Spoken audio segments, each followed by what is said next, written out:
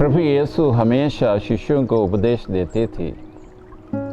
किसी दिन एक शास्त्री आकर इस प्रकार यीशु की परीक्षा करने लगा, गुरुवर, अनंत जीवन का अधिकारी होने के लिए मुझे क्या करना चाहिए?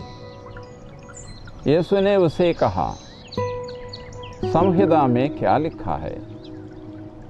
तुम उसमें क्या पढ़ते हो?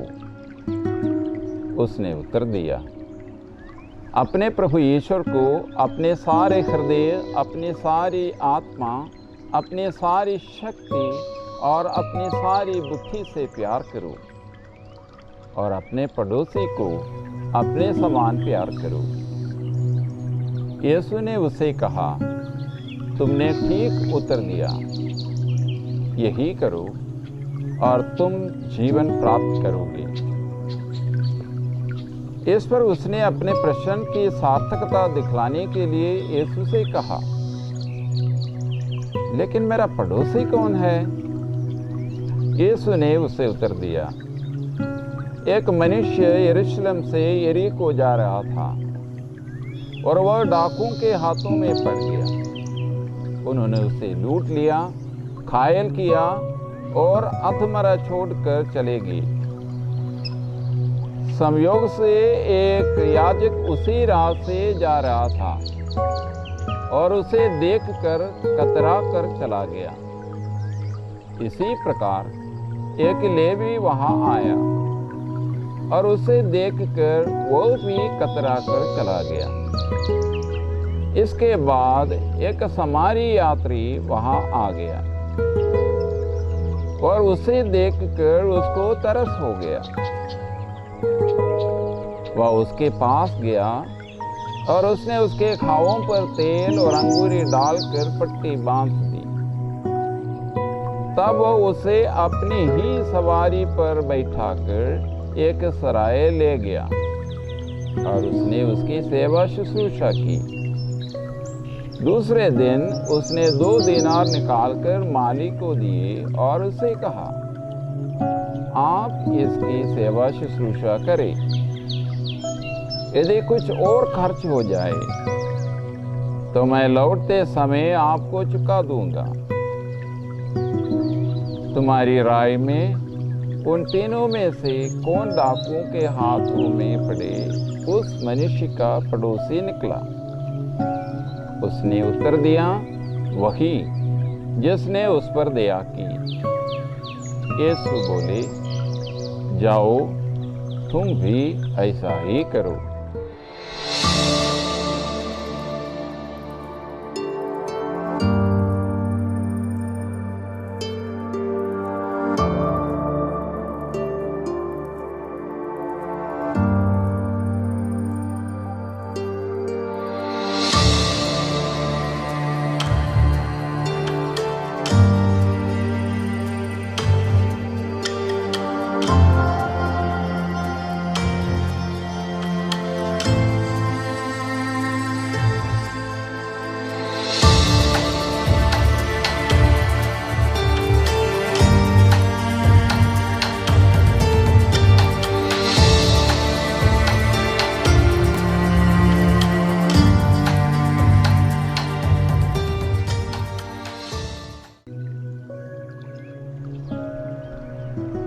यदि हम फादर बेसुली जी के जीवन काल में जो उनके साथ हो रहा था उस पर दृष्टि डालें कि हमको पढ़ने के लिए बहुत कुछ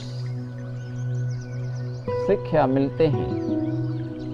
मौत की खड़ी पर उन्होंने प्रकाश को देखा। उनके मुंह से सिर्फ एक ही शब्द निकला, प्रकाश, प्रकाश, प्रकाश।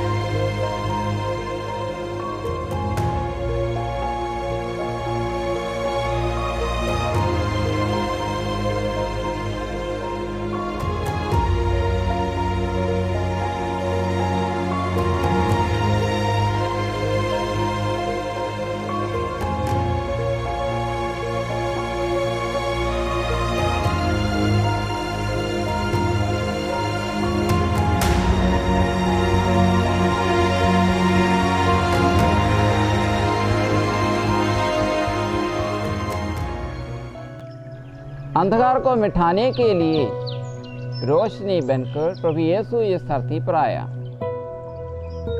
उनका शिष्यों का भी एक ही कर्तव्य था, इस धरती से हर एक मनुष्य के दिल से अंधकार को मिटाना, रोशनी को बुझाने वाले ताकतों को हराना है। आदरणीय फादर बेसिलियस ने अपने जीवन काल में यही किया। जो लोग दुखमय जीवन बिताते थे, उनके जीवन में आशाओं का किरण जन्म लिया। आज भी लोग उनकी तारीफ करते हैं, क्योंकि वे कहते हैं कि उन्होंने उनकी जिंदगी को जीवन दिया। फादर जी ने उनके जीवन से कैसे अंधकार को मिटा दिया, कैसे उनके जीवन में प्रकाश लाया, ये जानने के लिए मुकनूर गांव में एक बार घूमना जरूरी है। जो अनपढ़ थे, उनको पढ़ाया लिखवाया और नौकरी दिलवाया। जो खेत में काम करके निराश रहते थे, उनको खुशी दिलाने के लिए उन्होंने उनके जीवन में अद्भुतपूर्वक काम किया। फादर जी ने उन्हें प्रशिक्षण दिया, खेत को ताकत वाला बनाया, खेती करने का तरीका सिखाया। वे भी खुशी के साथ दोबारा खेती करना शुरू किया और धन कमाने लग गया। किसानों को खुद बढ़िया ताकतवर खाद बनाने के लिए उन्होंने प्रशिक्षण दिया। गौवंश की पालन पोषण के लिए नया तकनीक के साथ गौशाला भी बनाने के लिए उनकी मदद की। मुकनूर गांव का वातावरण मधुमक्खियों को पालने के लिए अनुकूल था। फादर जी ने लोगों को इस कार्य के लिए भी प्रशिक्षित किया। संत पौलुस कहते हैं, जो मेहनत नहीं करते हैं वे रोटी ना खाए। आदरणीय फादर जी ने लोगों के मेहनत करने के लिए उनके कार्य सिखाया। अनेक कार्य सीखकर उन्होंने अपनी जिंदगी बदली, क्योंकि हर व्यक्ति मेहनत करने के लिए तत्पर रहते हैं और मेहनत करके जब रोटी कमाए वो आत्मनिर्भरता के साथ अपने जीवन बिता सकते हैं। आदरणीय फादर जी बेसिलियस ने लोगों के जीवन में परिवर्तन लाने के साथ साथ गांव में सुधार और उन्नति लाने के लिए भी कठिन परिश्रम किया। 1951 में एक अस्पताल खोलने का कार्य शुरू किया। कामयाबी हासिल करने के लिए उन्होंने दिन रात मेहनत की।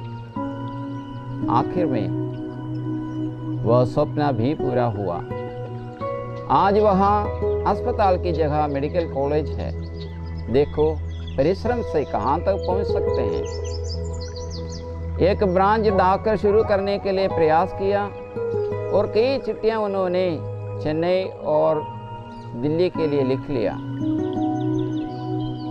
आदरणीय फादर जी ने अपना प्रयास को छोड़ा नहीं। 1958 में ब्रांच डाकघर खुल गया और 1978 में ये सब डाकघर बन गया। वहाँ पोस्ट मास्टर का कार्य धर्म का एक सदस्य ही पाले करते थे।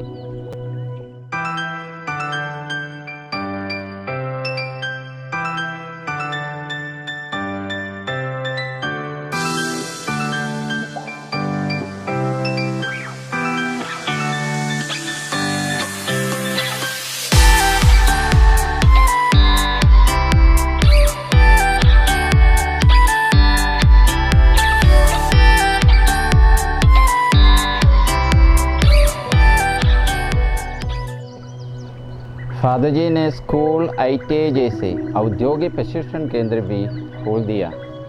ये सब कार्य करने के लिए प्रेरणा एवं शक्ति कहाँ से मिला? यीशु के वचन से। वचन जो पहले हमने सुना था, जाओ और ऐसा ही करो। आदरणीय फादर बेसिलियस ने भी प्रभु यीशु का इस उपदेश को अपनाया और इस आदर्शों को पूरा करने के लिए स्वयं निछावर किया। जब वो मुकन्नूर आया था तो उस गांव बिल्कुल पिछड़ा था। उस वातावरण को बदलने के लिए उन्होंने एक अभियान शुरू किया। प्रभु यीशु की कृपा से उन्होंने सभी परिश्रमों को प्रभु के हाथ में सौंप दी। उनके लिए संरक्षिका बनकर आई यीशु की संतनी तेरेसा। संतनी तेरेसा की आध्यात्मिक जीवन के सिद्धांतों को अपनाते हुए उन्होंने एक धर्म संघ आरंभ किया। 1925 में 17 को जो भक्ति संतनी तेरेसा के लिए उनके मन में धारण किया वह बढ़ती रही। मार्च 1931 में सर्व ब्रदरों के लिए धर्म संघ शुरू किया, लेकिन बाद में पुरोहित बनने के लिए भी अर्थियों को धर्म संघ में स्वागत किया। आज दुनिया के कोने कोने में हर प्रांतों में यीशु की संतनी तेरेसा धर्म संघ फैला हुआ है। ईश्वर ने आदरणीय फादर जी बेसिलियस द्वारा जो सेवा का कार्य शुरू की वह हजारों लाखों लोगों को रोशनी देते हुए अंधकार को मिटाया। प्रभु का ये अमूल्य वरदान को, अनमोल मोती को कैसे भूल सकता है। यहाँ पंजाब राजस्थान में भी ये धर्म संघ का सदस्य सेवा करते हैं। स्कूल, अस्पताल, डिस्पेंसरी, बालवाड़ी जैसे अनेक संस्थाओं के द्वारा आदरणीय फादर बेसिलियस जी का आदर्शों के अनुसार काम करते हुए प्रभु यीशु का प्यार दूसरों के साथ वे सदस्य बांटते हैं और दूसरों को यीशु की ओर आकर्षित करते हैं। गांव-गांव जाकर सुसमाचार फैलाने के लिए दिन रात परिश्रम करते हैं। संतनी तेरेसा की इच्छा को जरूर पूरा करेगा। आज जब हम यह महान व्यक्ति की पुण्यतिथि का स्मरण करते हैं, जरूर हमारे लिए संतनी तेरेसा की तरह अनुग्रह की वर्षा करेगा। हम इच्छा रखते हैं कि धर्म संघ का हर सदस्य आदरणीय फादर बेसिलियस जी का तरह हर गांव में रहने वाले हर व्यक्ति की अंधेरा को दूर करे और हरेक के जीवन में रोशनी फैलाए। इस कार्य में प्रभु यीशु हमेशा हमारे साथ है। सबको प्रभु की आशीष के बरसाएं कामते हुए हम यहाँ प्रार्थना करते हुए इस उपहार को प्रभु के हाथ में सौंप देते हैं।